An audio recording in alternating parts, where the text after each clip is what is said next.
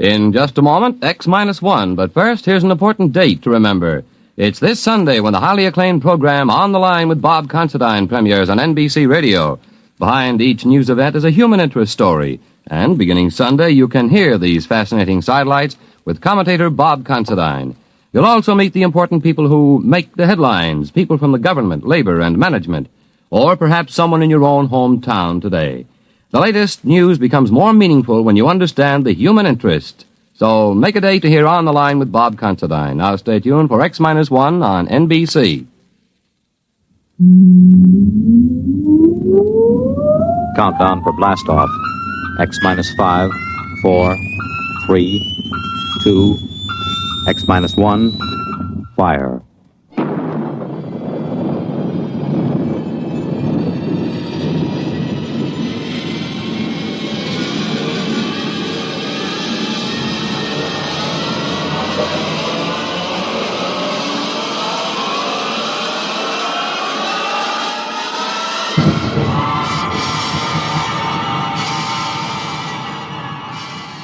From the far horizons of the unknown come transcribed tales of new dimensions in time and space. These are stories of the future, adventures in which you'll live in 1,000,000, could be years on 1,000 maybe worlds. The National Broadcasting Company, in cooperation with Galaxy Science Fiction Magazine, presents X minus one.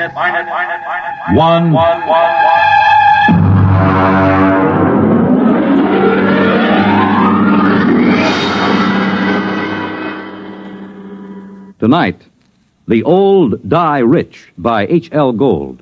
The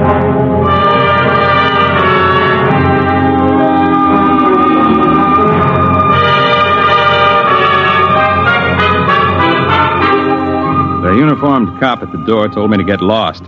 But Lou Pape spotted me and told the man to let me in. It was a shabby room. They always are. There was a woman on the bed, an old woman with white hair, thin enough to show the tight-drawn scalp. The medical examiner was going over her as if she were a side of beef that you had to put a federal-grade stamp on. When are you going to stop taking this ham friend of yours around to these cases, Sergeant, just to gratify his morbid curiosity? Forget about Weldon, Doc. What did she die of? Not eating, malnutrition. Oh, now look, Doc, in the top bureau drawer, she had bank books showing $32,000 from 5 different banks.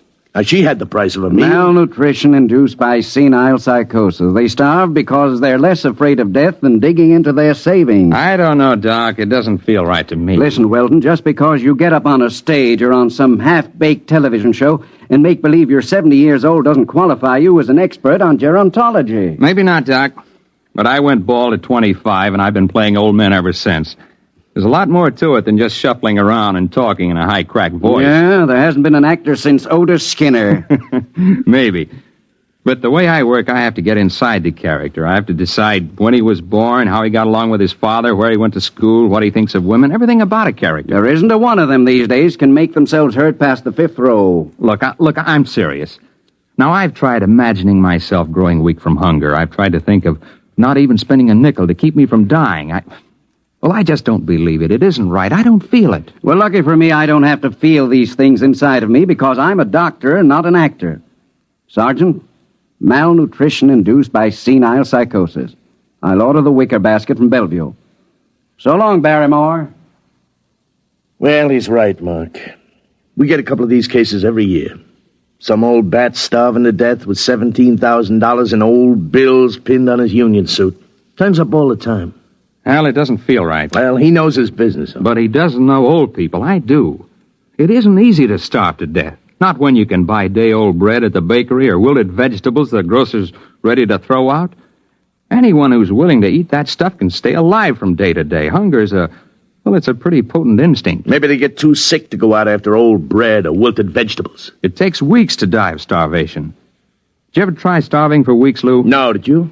Well, the point is somebody would find out, a janitor, a landlord, somebody, and they'd get him to a hospital. Forget about it, Mark. Can't argue with it. Here there were 5 bank books, $32,000. Yeah, she took good care of them. They look almost new. Sure she did. Most important thing in the world, huh? April 23rd, 1907, $150. The ink's pretty dark. Shouldn't it be faded? She probably never took it out in the light. Anyone ever think of testing the ink? Well, what for? Bank's records always check. These aren't forgeries, if that's what you're thinking. Well, I'd like to get a chemist working on this ink. Ah, now, Mark. Look, this is strictly against regulations. I got to take these books down to the squad room and sign them in. Pretty dark ink for 1907. Well, it's about 5 o'clock in the afternoon. I guess I could hold them over tonight and bring them down to the property clerk in the morning. Good. I know where I can find a chemist.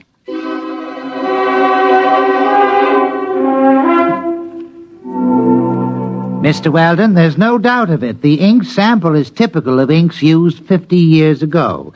1907 would be about right. There, you see, Weldon? I was supposed to go to the Trotters tonight. But according to the amount of oxidation, it's fresh enough to be only a few months old. There, I was right. Well, couldn't that be the result of unusually careful handling, though? Oh, yes, I suppose it could. An airtight compartment, perhaps, sealed with one of the inert gases or a vacuum. That might account for the lack of normal aging. Lou, you can't keep inert gases in a top bureau drawer in a fourth-floor walk-up. Yeah. Well, it's probably some simple explanation. For fresh ink, half a century old.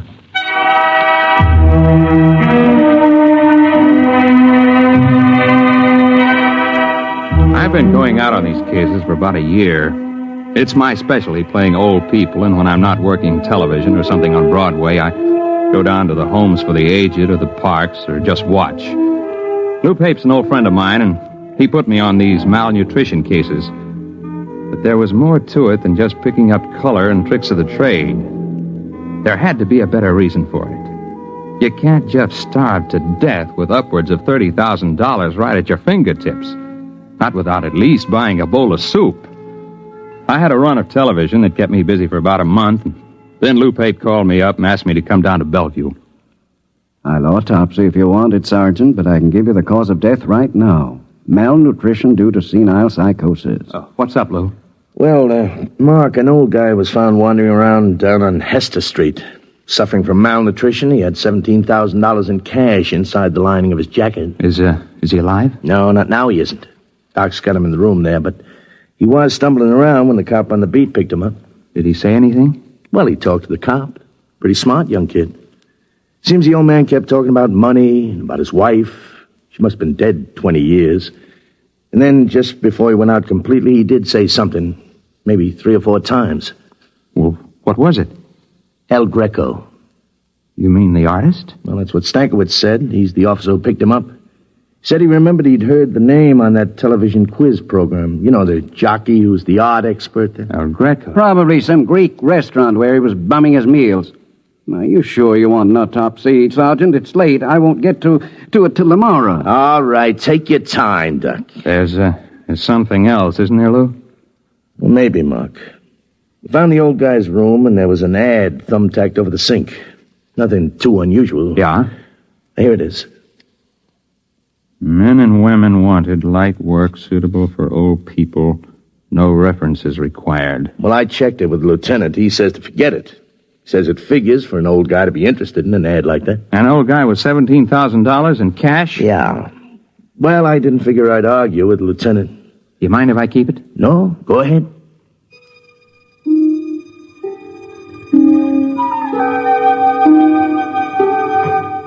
It was an old brownstone house in the East 80s. I got in line with the rest of the applicants.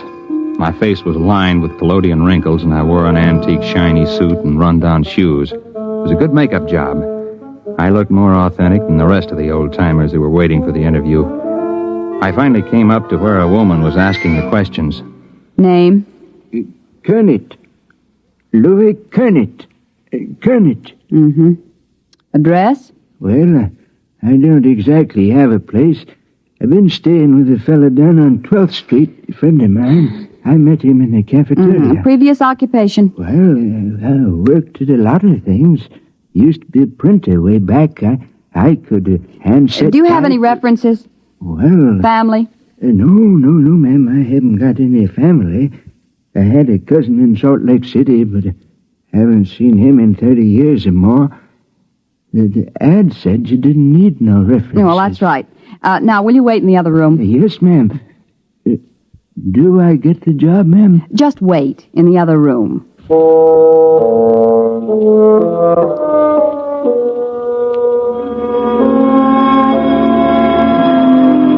I shuffled into the other room and sat down to wait.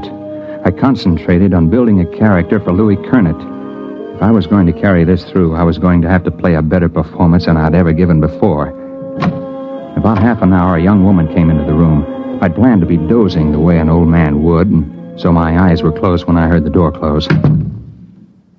When I opened them, I was looking into the barrel of a .38 revolver. Are you awake now, Mr. Weldon? Huh? Ma'am? I don't think what? you need to carry on anymore. If you need any further convincing, you are Mark Weldon. You're about 40 years old, and you played this same character on television about 6 weeks ago. You played it fairly well. Thank you. Would you mind putting down that gun? Yes. Why did you apply for this position, Mr. Weldon? You're not old. Not really.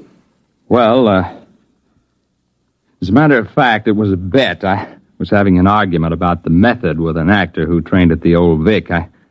I bet him that I could get by off the stage with Yeah, well, the don't same... bother. You've been very busy recently trying to find out why senile psychotics starve themselves to death. How did you know that? Well, I happen to know that you've been present at several police investigations into these cases, and you're a good friend of Sergeant Lou Pape. Well, you know a great deal more about me than I do about you. Well, I would be glad to enlighten you. My name is May Roberts. I'm the daughter of the late Dr. Anthony Roberts, the physicist, who was dismissed from the Brookhaven Atomic Energy Laboratory 5 years ago. I assume you're connected with these starvation cases, or you wouldn't have known I was investigating them. Well, that's obvious, isn't it? I'm not afraid of professional detectives, Mr. Weldon. They deal only with facts. I don't like amateurs. They guess too much. They don't stick to reality. Consequently, they're likely to get too close to the truth. Unfortunately, Miss Roberts, I'm nowhere near the truth. I haven't the slightest idea how you're tied in with those starvation Well, deaths. I intend to show you, Mr. Weldon. I'm happy to announce that you have the job. Now, look... Don't move, Mr. Weldon. Oh, incidentally, about 15 minutes ago, I called Sergeant Pape and told him I was your sister just in from Pittsburgh. I wanted to get in touch with you very badly, and Sergeant Pape was very sorry. He wished he could help me, but he didn't have the slightest idea where you were.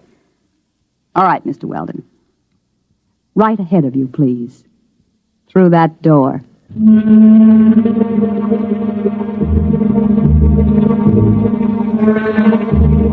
She didn't look like the kind of girl who would forget to hold the gun on me as I went down the hall. So that's all I did, just go down the hall. I climbed up to the 4th floor to a large room. There was a maze of electrical equipment bolted down, tubes and wires and dials. In the middle of the room was a wire mesh cage. She kept that gun on me steady as a rock. She began to set readings on the dials and flip switches on the control panel. It'll take about 5 minutes for the field to build up, Mr. Weldon. Please get in the cathode area. You mean that wire cage? Go ahead. All right. Now, I wouldn't advise moving now, Mr. Weldon. The wire carries some 10,000 volts. Now, look, Miss Mr. Roberts... Weldon, you're curious, and you could turn out to be a great nuisance to me. As long as you've come this far, we might as well both benefit by it. Benefit? You'll find a suit of clothes on the floor there. Put it on. But after all... Put it on.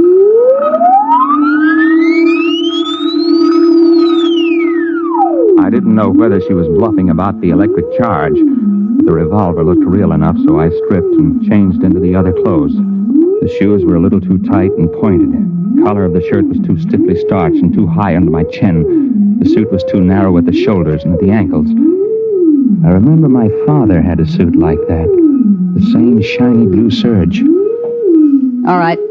In your pocket, you'll find a set of envelopes. And you'll find a set of instructions on each. Follow them carefully. I don't get it. You will. Use the envelopes in the order they're arranged. What's this all about? Mr. Weldon, I meant it when I said this could be a benefit to both of us. There's no use explaining anything. You'll find out. And don't try to escape. It can't be done. All right. Now the field generators are ready. Look, Miss Roberts, this is absolutely... Just follow instructions, Mr. Weldon.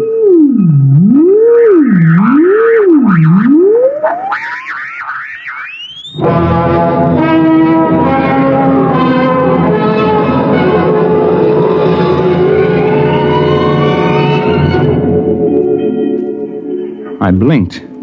I was standing outside a bank on a sunny day in spring. I stared at the people passing by.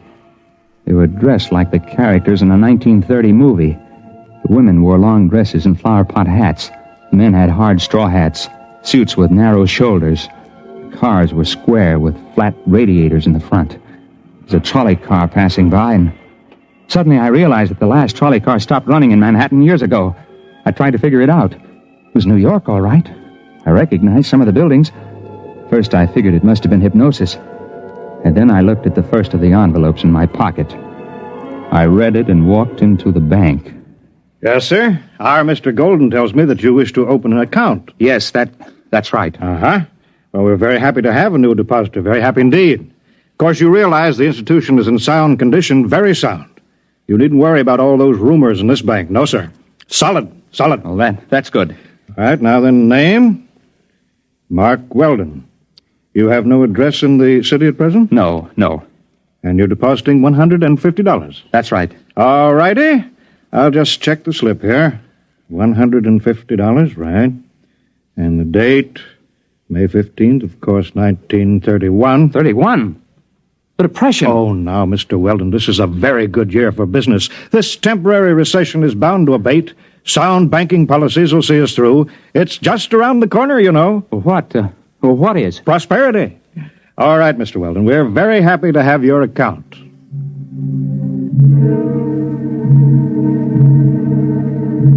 I went outside the bank and I stood there in the spring sunlight and let the terror soak into me.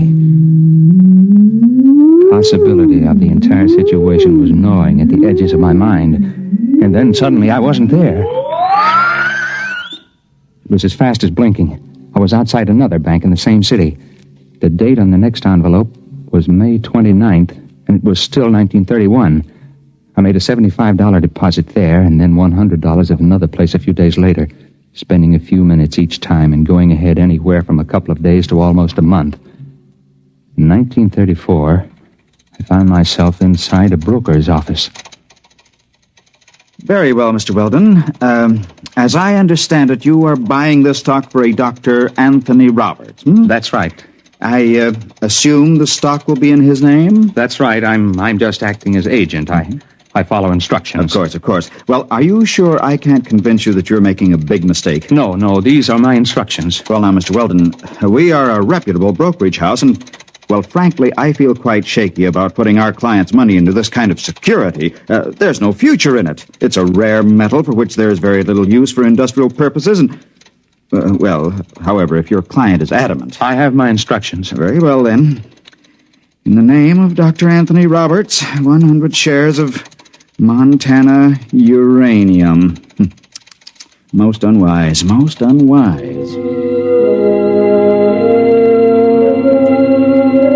It went that way about 50-50. I'd deposit money in my own name in various banks at other times. Then I'd buy a stock or make a bet for May Roberts. On June 21st, 1932, I bet Jack Sharkey to take the heavyweight title away from Max Schmeling.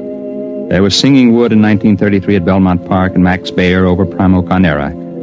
I went on skipping through the years, touching here and there for a few minutes to an hour at a time. It was in early October 1938, about 5 hours after I'd left May Roberts' house, before I realized what she had me doing. It was making deposits and winning sure bets, just as those senile psychotics had done. The ink on their bank books seemed fresh because it was fresh. It wasn't given a chance to oxidize. At the rate I was going, I'd be back at my own time in a few hours with $15,000 compound interest in cash. But those old people had died of starvation somehow with all that cash in banks. I didn't know how it happened or why. But suddenly it occurred to me that I didn't want to be found dead in my hotel room. So rather than make the deposit in 1938, I grabbed a cab and told the driver to step on it. I got a mile away from the bank, and then the cab suddenly disappeared. I found myself in front of a counter at a lunchroom. The envelope instructed me to make a bet on the World Series. There wasn't any way to get out of the range of the machine. It picked me up at least 5 miles away from where I was supposed to be. Came back a week later to get my winnings. I was hungry, so I got myself a hamburger and went out the door. When I hit the sidewalk, it happened again.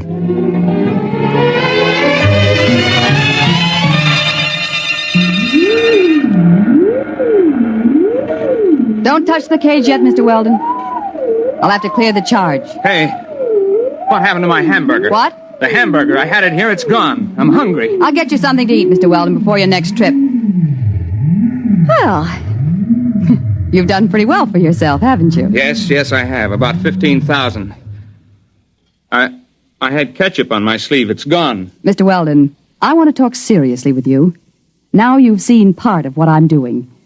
Part? My father was discharged from all his research and university connections because he insisted in publishing his findings on the temporal field research.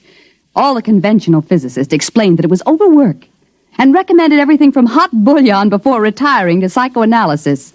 Well, possibly both of these might have been beneficial. But the fact of the matter is that temporal field activities are quite true, and you've seen proof. Well, I suppose I have. So it seemed just a question of money, although obviously I can get all I need now.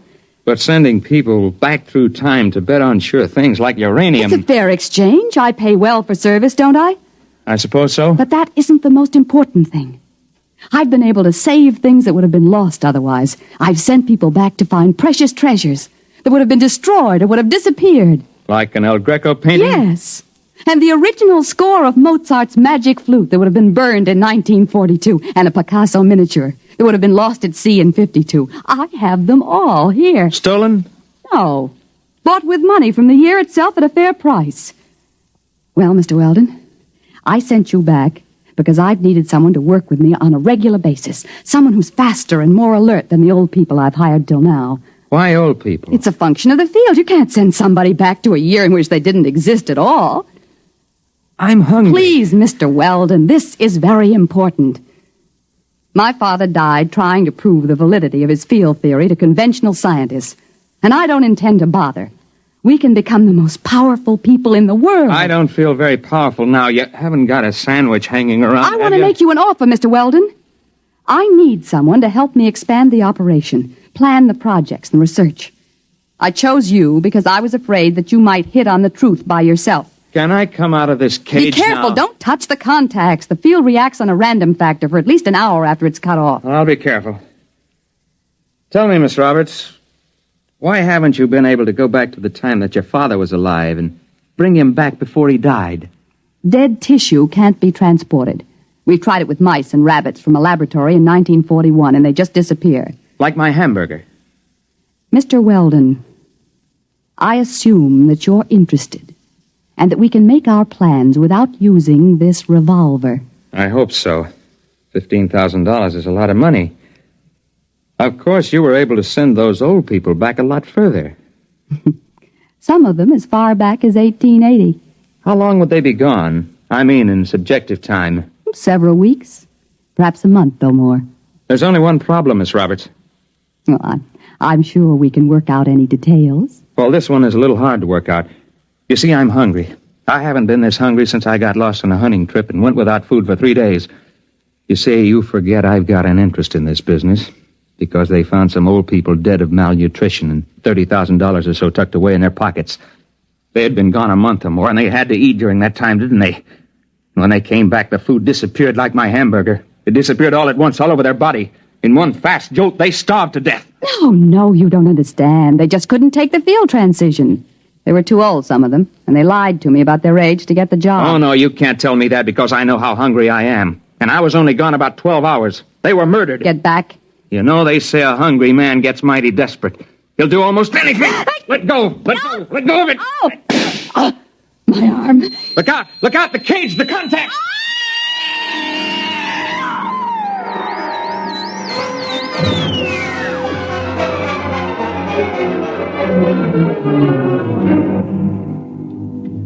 She fell into that cage and disappeared before she hit the ground. I didn't know what happened.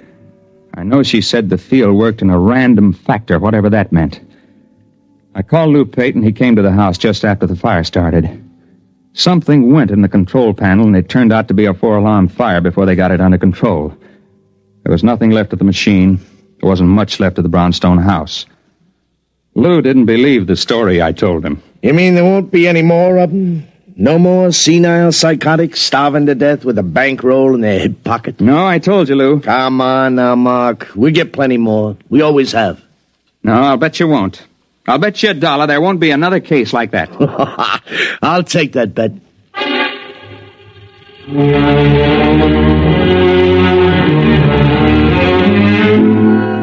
I lost the bet. There was one more case, and perhaps it was the strangest one. A woman was found wandering in Bryant Park just before she died of acute starvation. One strange thing was she was young, not more than 30. And the other was she had $17,000 stuffed in her pocketbook and a bullet wound in her arm. The medical examiner said was at least 2 months old. I guess that's what she meant by the random factor.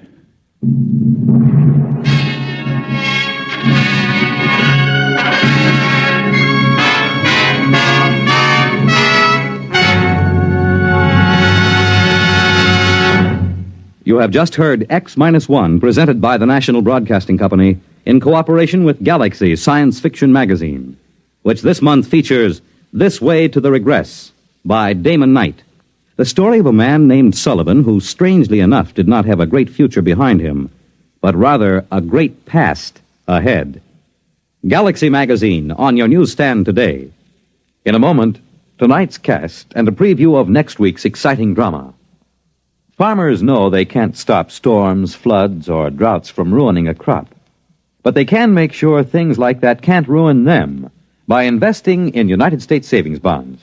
Not only farmers, but over 40 million Americans in all sorts of jobs own 40 billions of savings bonds.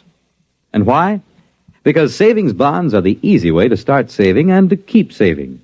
And the money you invest in savings bonds mean protection now and ready cash when you need it in the future. Improving the farm, sending the youngsters to college, or planning your own retirement. These are the big things you can be ready for with savings bonds. And besides offering you a safe investment, each Series E savings bond pays you back $4 at maturity for every $3 you invest. Yes, you earn extra dollars while you save, so start saving now. For the big things in your life, be ready with United States savings bonds. Tonight, by transcription, X-1 has brought you The Old Die Rich, a story from the pages of Galaxy written by H.L. Gold and adapted for radio by Ernest Kenoy. Featured in the cast were Jim Bowles, Jan Miner, Bill Zuckert, Guy Repp, Wendell Holmes, Ralph Camargo, and Ivor Francis. Your announcer, Fred Collins. X-1 was directed by Bob Maurer and is an NBC Radio Network production.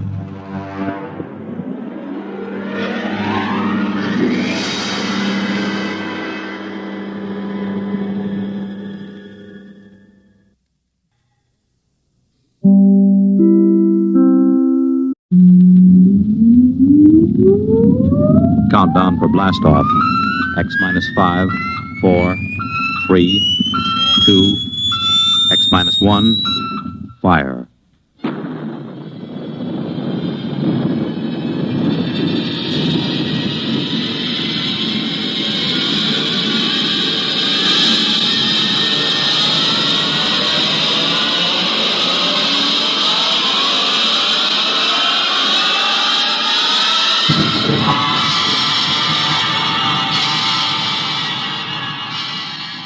From the far horizons of the unknown come transcribed tales of new dimensions in time and space. These are stories of the future, adventures in which you'll live in 1,000,000 could-be years on 1,000 maybe worlds.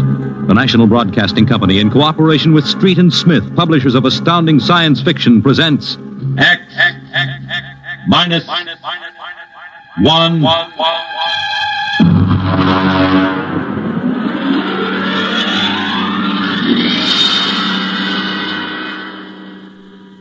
Tonight's story, 0 Hour, by Ray Bradbury.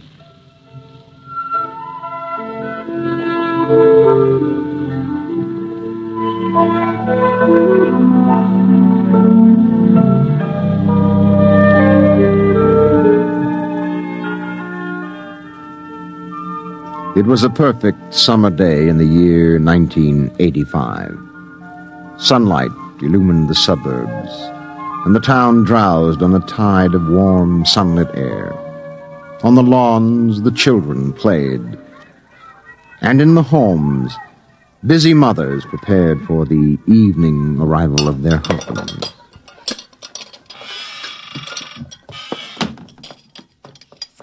Mom. Good heavens, Mink. What's all the excitement? We're playing a game, Mommy, the most exciting game ever. What are you doing in that cabinet? I need some tools from Daddy's kit. Your father may not I'll take good care of them, Mom, I promise. Very well, dear. Don't lose anything. Oh, what's the name of the game, Mink? Invasion. Invasion. What will they think of next?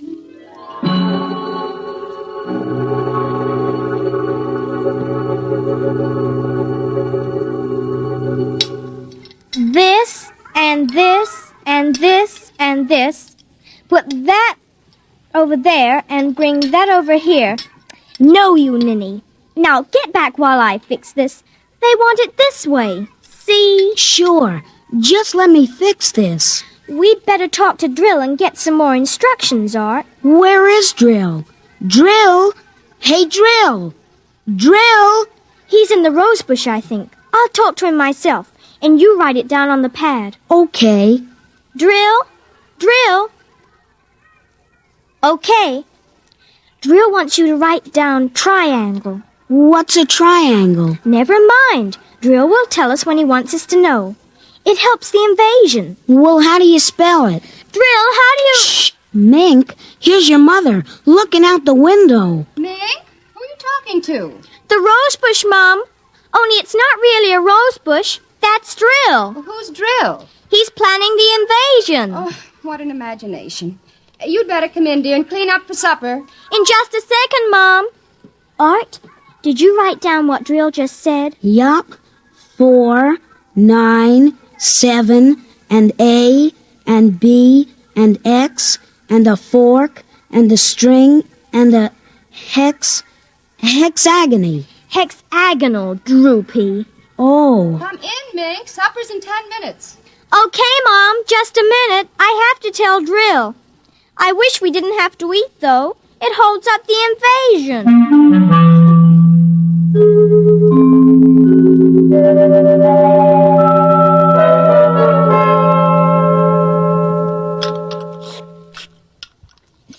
Mink, for heaven's sake, slow down. You'll choke on that soup. I can't, Mom. It's a matter of life and death. What's a matter of life and death? The invasion. What invasion is that? Oh, just some silly game the children have been playing. Well, whatever it is, Mink, it'll wait until you've finished your supper, I'm sure.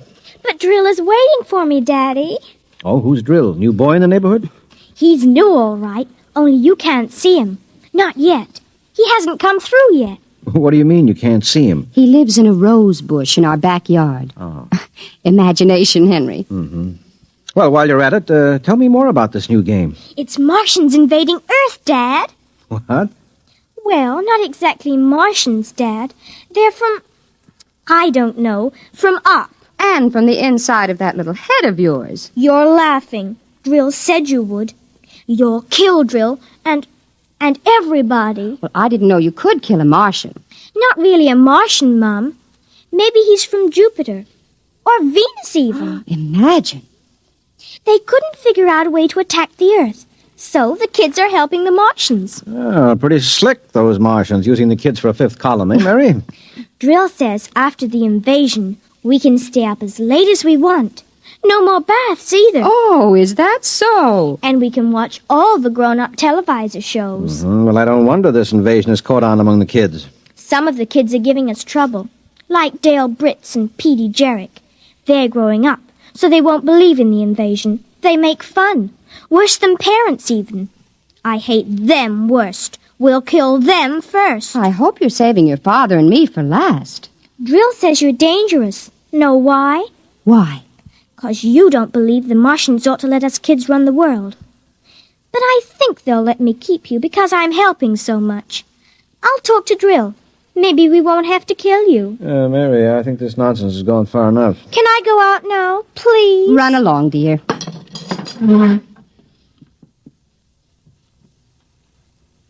Don't worry, Dad. I won't let them hurt you.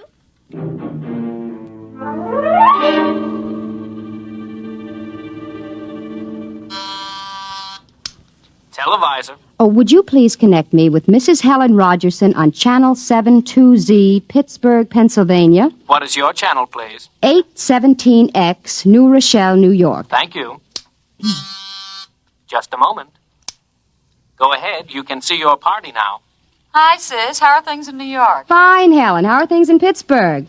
Oh, you look tired. Oh, I've been having a terrible time with the children. Sick? No, just underfoot. They've got a new game that's got me just about crazy. It's called Invasion. Did you say invasion? Isn't that strange? My Mink is playing it, too. My boy Tim is all involved with some imaginary fellow named Drill, who's running the invasion. Must be a new password. Mink likes him, too. How do you suppose these games start? My backyard looks like a scrap drive. They've got every conceivable kind of mechanical gadget out there. I talked to Josephine Schiller in Boston, and she says her kids are wild about it, too. It's sweeping the country. I can't understand it. Helen, do you suppose... What? Oh, nothing. Just a wild thought that crossed my mind. Oh, say, the reason I called is that black and white cake recipe... What was that? I don't know. One of the children might have hurt himself. I'll have to run and see, dear. Call me back tonight, will you? All right, Mary, bye. Mink? What is it? Who was that who screamed? Peggy Ann. What happened? She got scared and ran home. Did you hit her? Nope, she just got scared. She's a scare baby anyway. Now, Mink, tell me why she screamed. No, I can't. Mink, you'll answer me or come inside this instant. I've had enough nonsense. I can't quit now, Mom. It's almost 0 hour. Then tell me what frightened Peggy Ann. Okay, she saw Drill. He almost came through. Through what? Those pipes and things we set up. She looked into one of the pipes and screamed. I guess she saw Drill. And no one hit her? No, Mom. Very well, Mink. I'll call Peggy Ann's mother and see how she is. If we could only get Drill through, it would be easy. Then all the others could come through after him. I'm going in now, Mink. I'll call you in for your bath in half an hour. Your father and I want to go out tonight. You won't be able to go out, Mom. Why not? 0 hour is 5 o'clock, Mom.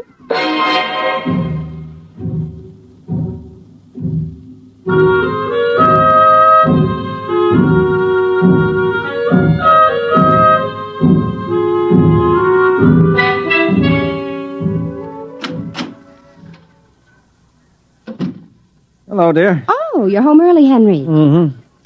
Thought I'd relax a little before we went to the theater. Where's the little one? Out back. Oh, same game? Mm-hmm. Same game. They've got a stack of pipes and hammers and spoons a mile high out there. Children. Why do we have them? They are strange creatures, aren't they? Even Mink. She's a part of us, and yet... Yeah, look, dear, I'd like to discuss this with you, but we do have a theater date, and it's almost 5 o'clock now, so... Say, what's happened to the kids? They're so quiet.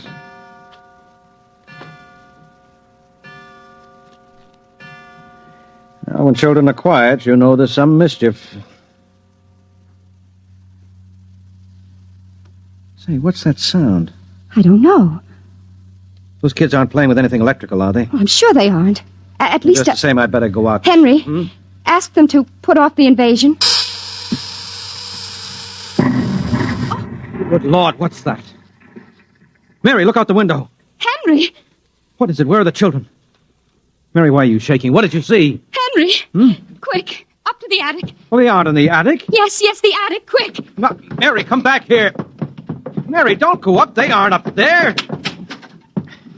Mary, are you out of your mind? There's no one up here. Quick, shut the door. Lock it. But there's nothing up here. What is wrong with you? Now, Mary, come to your senses. Henry, and we've got to stay here and hide. What are you talking about? I saw it through the window. Henry, it was horrible. They weren't making believe. It is an invasion. Oh, Mary, for heaven's sake, let's get down out of this attic and talk this over sensibly. I want to find out if Mink is all right. She's all right. I saw her. She was leading them around the corner of the house. Leading who? The kids? Shh. Listen.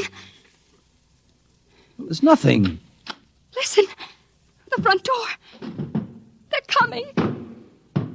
Good Lord, those kids sound like 50 men with boots on. No, not men. Oh, please, God, don't let them find us. Don't let them, please, God. I don't understand this. Who's there? Don't shout, they'll hear. Who's down there? I demand that you answer me. Oh, they're coming. The whole house is shaking. Who's there? Please be quiet. They might go away. Henry. Mom? Dad? Are you in the attic? Henry, listen. That's Mink. It's Mink. We've got to save her. Henry, don't you understand? She's leading them. What? She's leading them. She's on their side, Henry. Oh, please, God, forgive them. The children on their side? She told us, but we wouldn't believe her. Shh, listen. They're coming up. Oh, God.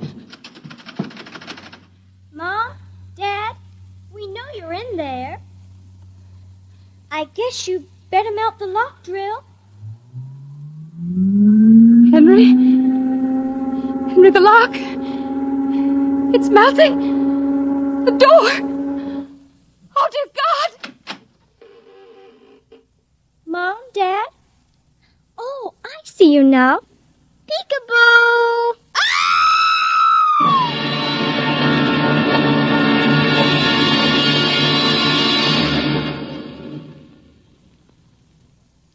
You have just heard X-1, presented by the National Broadcasting Company in cooperation with Street and Smith, publishers of astounding science fiction. Tonight by transcription, X-1 has brought you 0 Hour by Ray Bradbury, as adapted for radio by George Lefferts.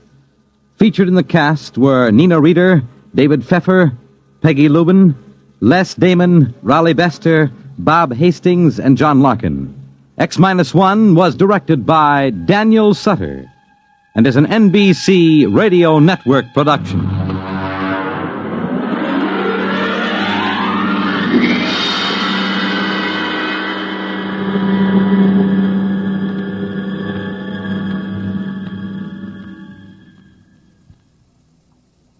And now, next week, The Vital Factor by Nelson Bond. The story of a man who sought to rule the universe and then discovered that this formula for gaining that power was minus one precious ingredient. You'll hear it on X-1.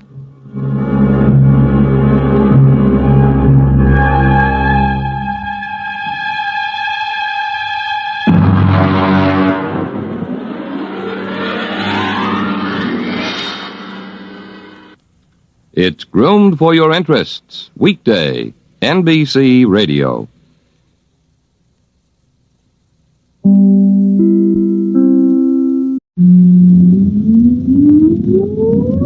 Countdown for blastoff. X-5, 4, 3, 2, X-1, fire.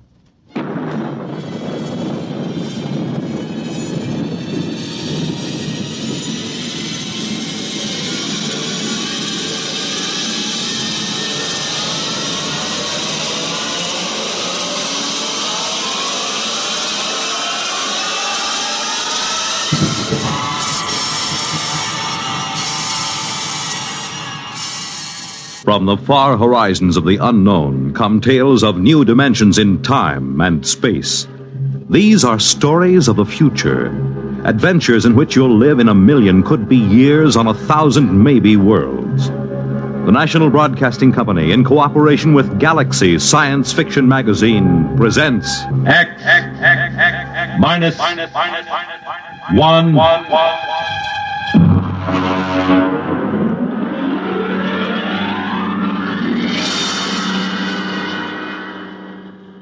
Tonight, Protection by Robert Sheckley.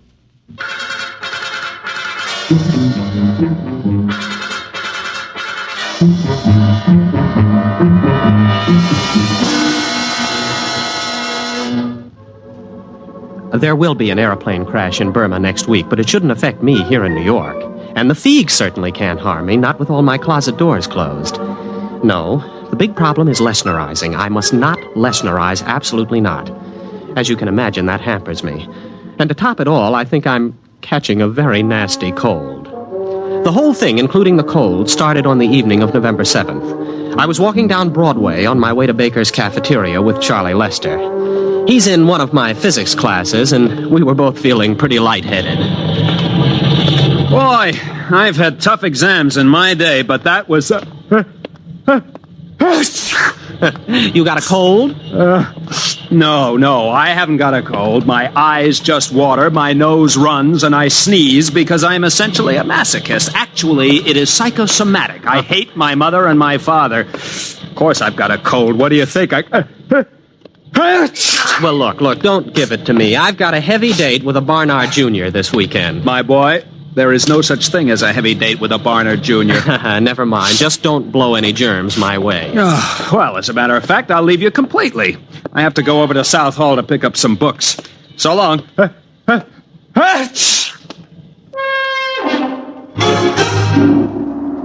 At the moment Charlie left me, I had in my pocket 5 coins, 3 keys, and a book of matches.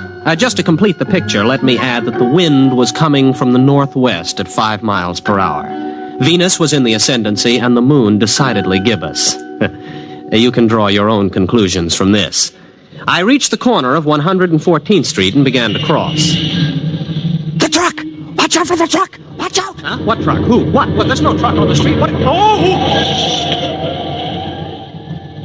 Oh, well, thanks, friend. If you hadn't warned me, I'd... Hey, where are you? Who said that to me? Where are you? Can you still hear me? Well, sure I can. Where are you? There isn't anybody here. Where are you? Gronish. Is that the referent? Refraction index. Creature of insubstantiality. The shadow knows. Did I pick the right one? What, you're invisible? That's it. I knew the concept was somewhere in you. Well, what are you? A Valadusian Dirg. A what? Would you mind opening your larynx a little wider, please? You see, I am using your sub-vocalizations to communicate. Now, breathe deeply. That's it. That's it. Ah, that's better. Well, let's see now. I am the spirit of Christmas past, a creature from the Black Lagoon, the bride of Frankenstein. Now, hold on. What are you trying to tell me? That you're a ghost or a creature from another planet? Same thing, obviously. Oh, well, that makes it all perfectly clear. Any fool can see that a disembodied voice must belong to someone from another planet. Exactly. I'm invisible on Earth, but my superior senses spotted approaching danger and warned you of it. Well, thanks. Thanks anyway about that. Well, what are you? One of those strange voices that warns Aunt Minnie to stay out of the elevator? Which then crashes to the basement? Something like that. Well, goodbye. What's the matter? Well, not a thing, except that I seem to be standing in the middle of 114th Street talking to an invisible alien from the farthest reaches of outer space. I suppose only I can hear you. Well, naturally. Oh, great. Well, you know where this sort of thing will land me. The concept you are sub-vocalizing is not entirely clear. Now, look, please, go back to one of my childhood traumas where you came from and let me alone. Thanks for the warning about the truck. Good night. Where are you going? I am going to a saloon down the street, much frequented by Columbia students. Won't you talk with me? Look, please, will you cut it out? There are 2 girls watching me now. But you must talk to me. The real subvocal contact is very rare and astonishingly difficult. Sometimes I can get across a warning just before a dangerous moment, but then the connection fades. Well, you mean that is the explanation of premonitions of danger? That's right. Conditions might not be right for this kind of contact for another 100 years. Look, this is very interesting stuff for Professor Ryan at North Carolina, not for the physics department at Columbia. I have heard statistics about the overcrowding of mental hospitals, and I am not interested in contributing to that condition. Besides, there's a cop looking at me. I appreciate your social situation, but this contact with me is in your own best interest. I want to protect you from the myriad dangers of human existence. Get lost. Well, I can't force you. I'll just have to offer my services elsewhere. Goodbye, friend. Goodbye. Oh, just one last thing. Stay off subways tomorrow between noon and 1:15 p.m. Why? Someone will be killed at Columbus Circle, pushed in front of a train by shopping crowds. You, if you're there. Goodbye. No, what? Someone will be killed there tomorrow? Are you sure? Of course. It'll be in the newspapers? I should imagine so. And you know all sorts of stuff like that? I can perceive all the dangers that radiate toward you and extend into time. My one desire was to protect you from them. Oh. Well, look, will you wait till tomorrow evening? Those 2 girls are giggling now. You will let me be your protector? I'll tell you tomorrow after I read the late papers. The item was there, all right. I read it in my furnished room at 113th Street. Man pushed by the crowd, lost his balance, fell in front of an oncoming train. Well, this gave me a lot to think about while I waited for my invisible protector to show up. By the time he contacted me, I didn't know that I liked the whole idea. Don't you trust me? I just want to lead a normal life. If you lead any life at all. That truck last night? That was a freak. A once-in-a-lifetime hazard. It only takes once in a lifetime to die. There was the subway, too. No, well, that doesn't count. I hadn't planned on riding it today. But you had no reason not to ride it. That's the important thing. Just as you have no reason not to take a shower in the next hour. Why shouldn't I? A Miss Flynn who lives down the hall is now taking her shower and will leave a melting bar of pink soap on the pink tile of the bathroom floor. You would have slipped on it and suffered a sprained wrist. Not fatal, huh? No. Hardly in the same class with, let us say, a heavy flower pot pushed from a rooftop by a certain unstable old gentleman. Well, when is that going to happen?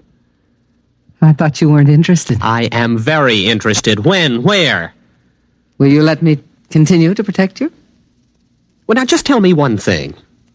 What's in this for you? Satisfaction. For a Valadusian Derg, the greatest thrill possible is to help another creature evade danger. But isn't there something else you want out of this? Some trifle like my soul or rulership of the earth? Nothing. To accept payment for protection would ruin the emotional experience. All I want out of life, all any Derg wants, is to protect someone from the dangers he cannot see, but which we can see all too well. We don't even expect gratitude. What about the flower pot? It'll be dropped at the corner of 10th Street and McAdams Boulevard at 10:30 tomorrow morning. 10th and McAdams. Where's that? In Jersey City. But I've never been to Jersey City in my life. Why warn me about that? I don't know where you will or won't go. I merely perceive dangers to you wherever they may occur. What should I do now? Anything you wish. Just lead your normal life.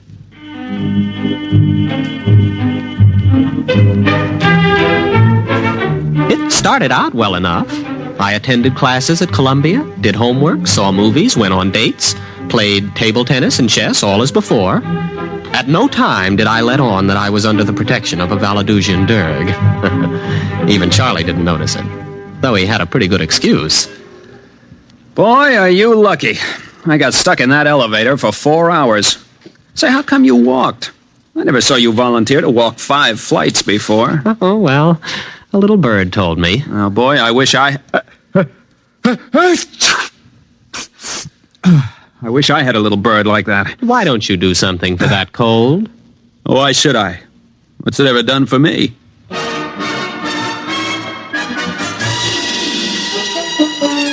Not even the Derg had warned me about Charlie's bad jokes in time. But he did his best. And once or twice a day, he'd come around and report. Loose grading on West End Avenue between 66th and 67th Streets. Don't walk on it. Of course, I wouldn't. Once I got used to it, it gave me quite a feeling of security. But the Derg soon became overzealous on my behalf. He began finding more and more dangers. Look out for an overhanging sign on the Hotel Nacional. Where, 48th Street? Mexico City. Don't go to the hockey game tonight. Where? At Toronto. Look out for the Elm Street bus. Philadelphia? Omaha. Don't go surf riding today. What? Surf riding? Where? Papiti. Now, just wait a minute. Do you plan on reporting every potential danger on Earth?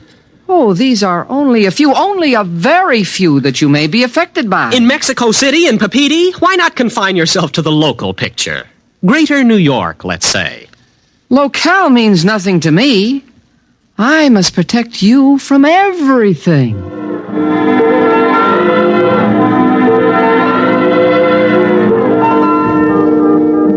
Well, it was rather touching in a way, and there was nothing I could do about it. I simply had to discard from his reports the various dangers in places like Hoboken, Thailand, Kansas City, Angervat, Sarasota, and Paris. I concentrated pretty much on Manhattan. He did save me from a pretty nasty holdup on Cathedral Parkway and a 4-alarm fire. But he kept stepping up the pace. Tainted food in Baker's Cafeteria. Don't eat there tonight. Amsterdam Bus 312 has bad brakes. Don't ride it. Mellon's Tailor Shop has a leaking gas line. Explosion due. Have your clothes dry cleaned elsewhere. Rabid mongrel on prowl between Riverside Drive and Central Park West. Take a taxi. Soon I was spending most of my time not doing things and avoiding places. Danger seemed to be lurking behind every lamppost waiting for me. I rather suspected the Derg of padding his report. All my reports are perfectly genuine. If you don't believe me, try turning on your lights in the psychology class tomorrow. Why? Defective wiring. Look, I don't doubt your warnings. I just don't think life was this dangerous before you came along. Well, of course it wasn't. Surely you know that if you accept protection, you must accept the drawbacks of protection as well. Drawbacks like what? Protection begets the need of further protection. That is a universal constant. Before you met me, you were like everyone else and you ran into such risks as the situation offered.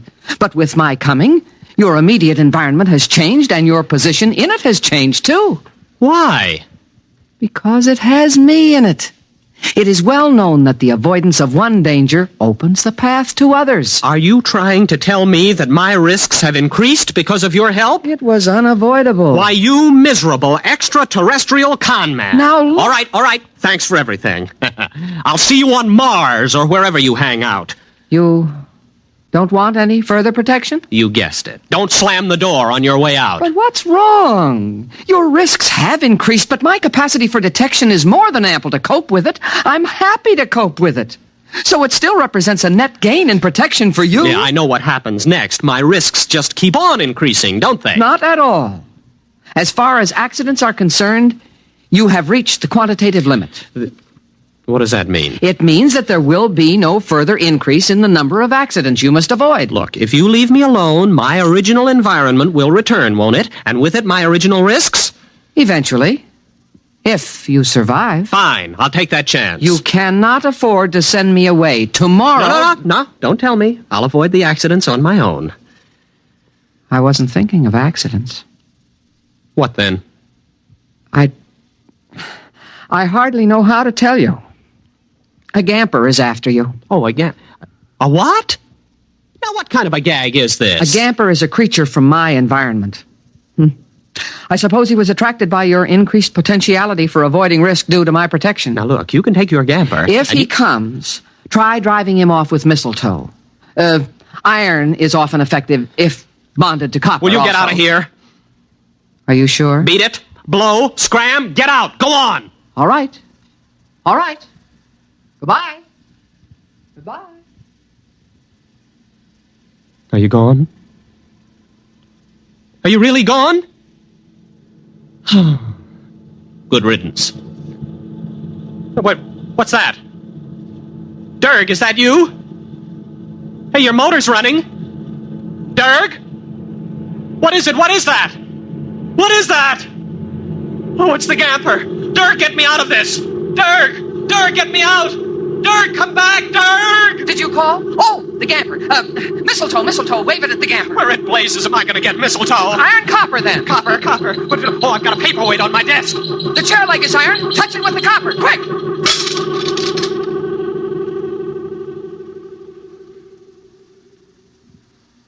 You see? You need my protection. The gamper almost got you. Yes, it sure did. You'll need some things. Wolfbane, amaranth, garlic, graveyard mold. But the gamper is gone. Yes. However, the grailers remain, and you'll need safeguard against the leaps, the figs, and the melgarizer. I'll give you a list.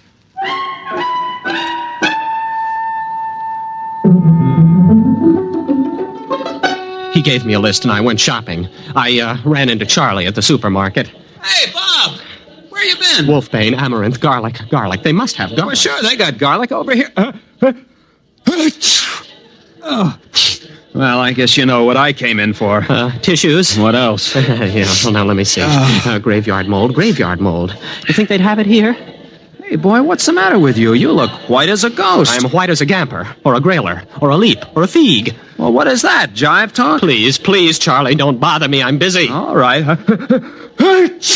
Who has the nearest graveyard that would be moldy this time of year?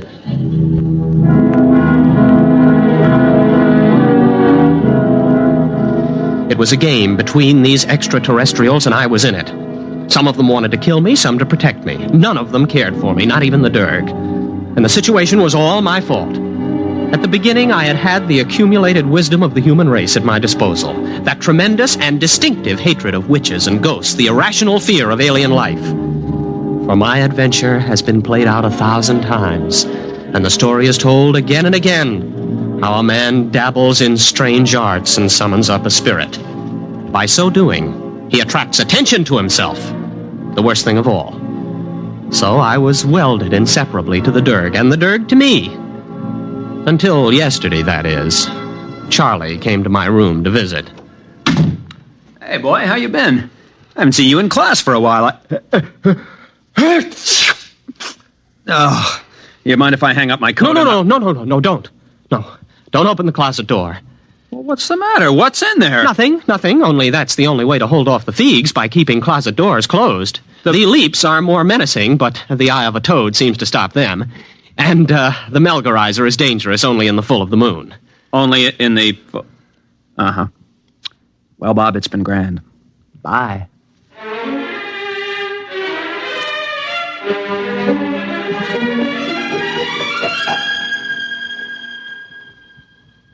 You are in danger. What? Who? What again? What is it this time? It is the Thrang who pursues us. Us? Yes, myself as well as you. For even a Derg must run from risk and danger. Well, is this Thrang particularly dangerous? Very. Well, what do I do? Snakeskin over the door? A pentagon? Burn incense? Anything? None of these. The Thrang must be dealt with negatively by the avoidance of certain actions. All right. What shouldn't I do? You must not Lesnerize. I must... Lesnerize? What's that? Well, surely you know it's a simple, everyday human action. Well, I probably know it under a different name. Explain. Very well. To Lesnerize is to... What? It is here. The Thrang. The Thrang is here. Derg, where are you? What should I do? This has me. What should I do? It has me. I'm going. The Thrang. Don't Lesnerize. Don't Lesnerize. Don't.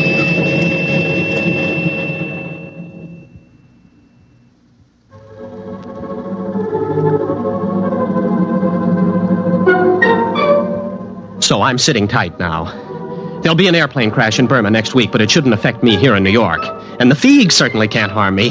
No, not with all my closet doors closed. No, the problem is Lesnerizing. I must not Lesnerize, absolutely not. If I can keep from Lesnerizing, everything will pass and the chase will move elsewhere. It must. All I have to do is wait them out. Trouble is, I don't have any idea what Lesnerizing might be. A common human action, the Derg said. Well, at the moment, I'm avoiding as many actions as possible. I've caught up on some back sleep, and nothing's happened. So that's not Lesnerizing. I went out and bought food, cooked it, and ate it. That wasn't Lesnerizing. I'm telling you the story, and that isn't Lesnerizing. I'll get out of this yet. I will get out of it. I'm going to catch a nap now. I think I've caught Charlie's cold. I think I'm going to have to...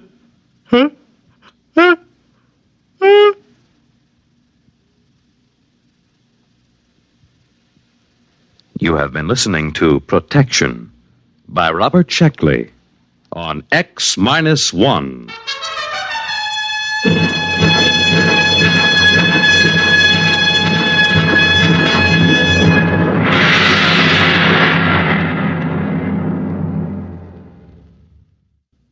X-1 is presented by the National Broadcasting Company in cooperation with Galaxy Science Fiction Magazine, which this month features Survival Kit by Frederick Pohl. The story of Mooney, a smart but luckless man who had to scrounge while his friend Harse always made out well, just because he owned a survival kit. Galaxy Magazine on your newsstand today. Tonight, X-1 has brought you Protection, a story from the pages of Galaxy, written by Robert Sheckley and adapted for radio by Ernest Kenoy.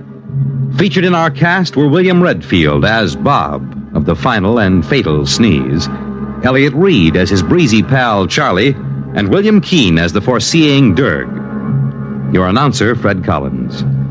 X-1 was directed by Kenneth McGregor and is an NBC Radio Network production.